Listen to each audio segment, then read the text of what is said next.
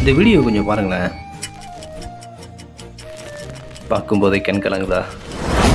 இது ஏதோ பார்க்குறதுக்கு பல மிருகங்கள் சேர்ந்து ஒரு சின்ன அப்ராணி மிருகத்தை வேட்டையாடுறதா தாங்க தெரியும். இதில் ஆச்சரியமான விஷயம் என்ன தெரியுமா?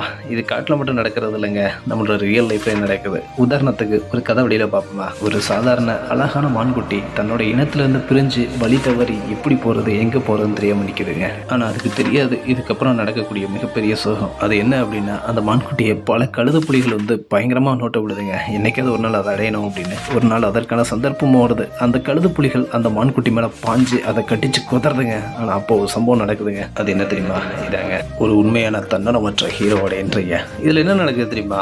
அந்த உருவுல பலமான அந்த காண்ட மிருகம் அந்த கழுத புலிகளை அடிச்சு துரத்துதுங்க அந்த குட்டியை காப்பாற்றுறதுக்காக. இந்த கதையோட கரு என்ன தெரியுமா? உங்களுக்கு வலிமை இருக்கா? நீங்கள் எளியவர்களை கண்டிப்பாக காப்பாற்றி ஆகணும். அதுக்காக தான் அந்த வலிமை கடவுள் உங்களுக்கு கொடுத்துருக்காங்கன்ற மறக்காதீங்க. பாய் அண்ட் சப்ஸ்கிரைப்.